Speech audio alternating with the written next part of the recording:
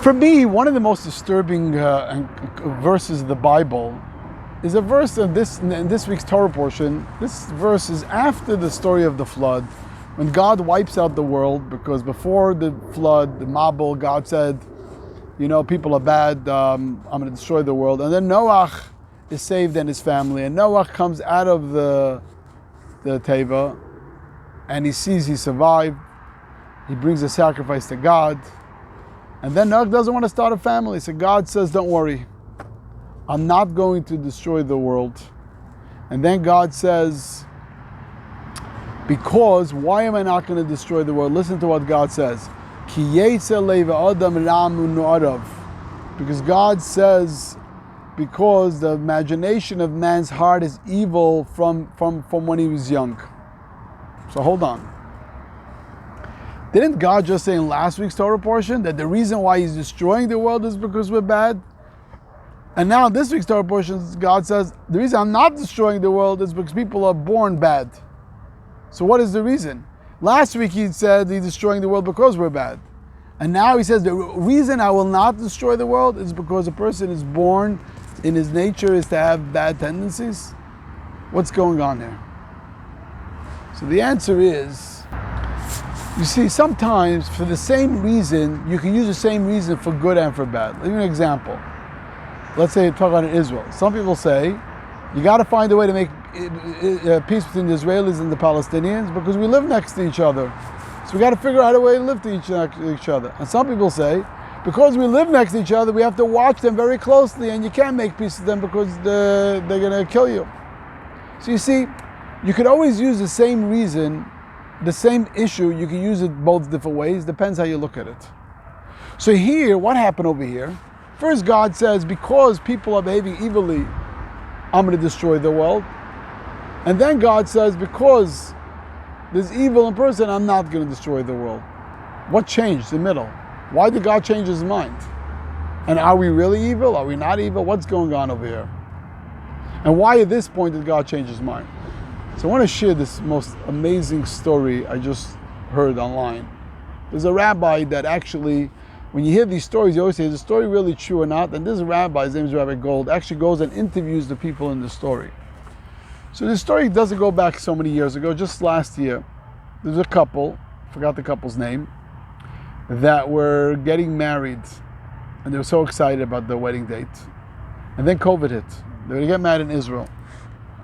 COVID hit, first they couldn't get married at all, everything was shut down. And then when they opened up the halls, but they had a lot of restrictions, a lot of limitations, how many people could be by the chuppah, how many people could be by the wedding.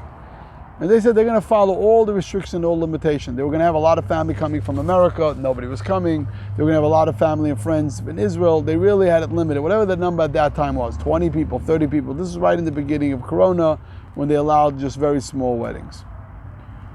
So they had the most beautiful chuppah, even though it was a very, very small, intimate crowd. And they sat down by the meal, the food was delicious.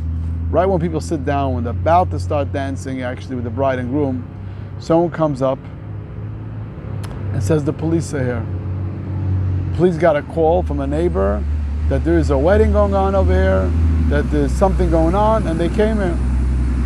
So the groom said, let me go down to the police, I'll explain to them, we're following all the restrictions like you said, and let us continue.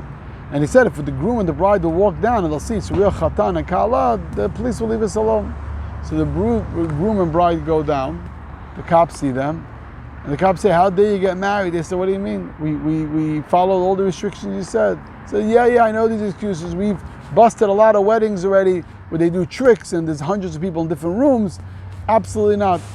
So they said, okay, I promise you want to come up. The police, for some reason, didn't have any patience for this bride and groom. He says, we're not going up, and you two are staying here. We're not letting you back up there. And for an hour and a half, they're standing in the street, obviously devastated. The few family and friends that came, that small group, whatever there was, 30 people, all left.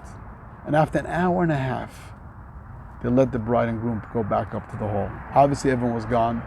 They had to go down the street and find 8-10 people to finish off the wedding, to do the Sheva Brachas. And it was devastating. The night was ruined, even though they did everything according to protocol. The bride says that for the next few months she was crying. The happiest night of the year was ruined. Whenever the pictures, the photographer brought the pictures of the wedding, she can never open up the box, because every time she would open up the box, she would have a panic attack and cry. And think about the night of the wedding, that she was standing an hour and a half in the street in Jerusalem in her dress, in her gown, and not being able to have her wedding. Shabbos between Rosh Hashanah and Yom Kippur, the phone rings in their apartment, and her husband picks up the phone, and who's on the other line is his father. His father was the head of a yeshiva. And his father says, you won't believe the call I got. I got a call from one of the students in yeshiva, and he told me he needs to ask forgiveness. He was the one who called the police that night.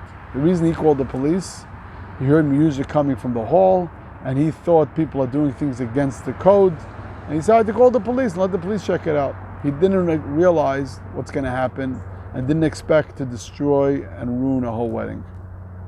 And he says even more, that since that night, no one is calling his parents and his family or him, getting any suggestions for a shidduch to get married. He feels that God is really punishing him. And he knows he did wrong, and he's asking here for forgiveness.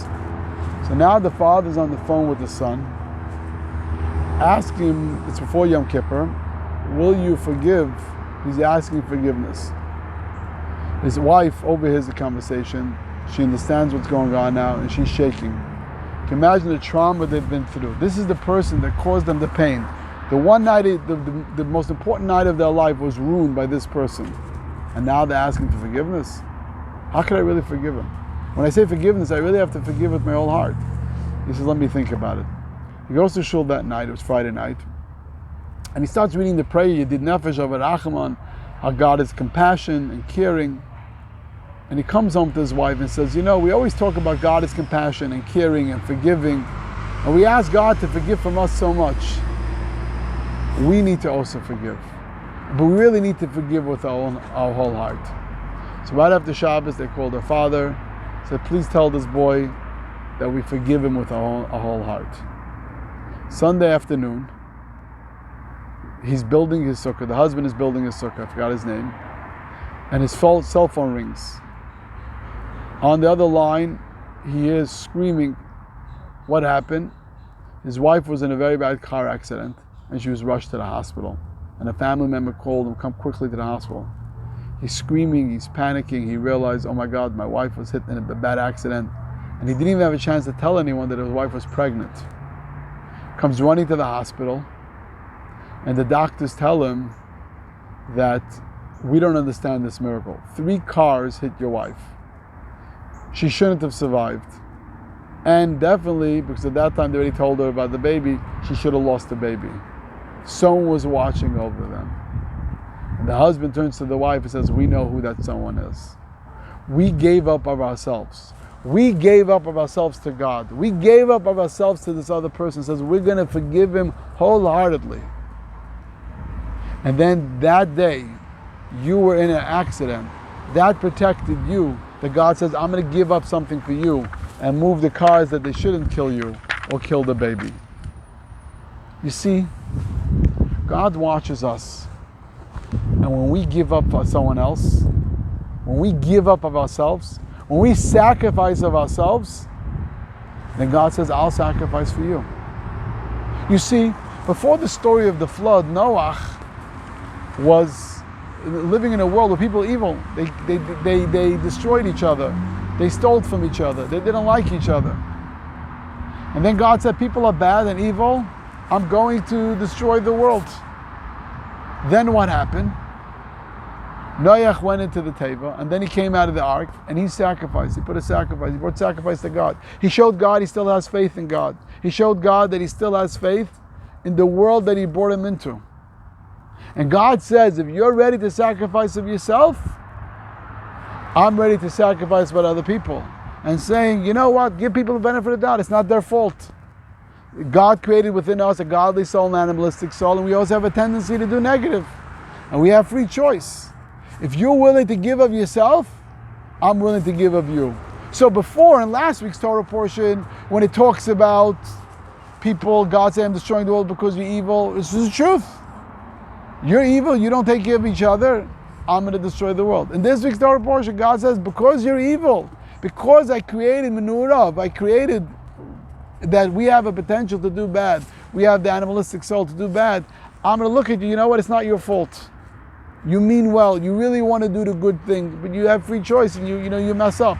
And that's the reason God said, I'm going to take this weakness and use it as a reason why I'm good. But why did it change?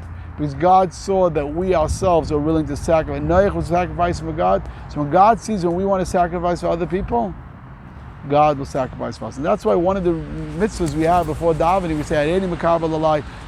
say, we say, I take upon myself to love thy neighbor as love themselves. So why do we say that before prayer?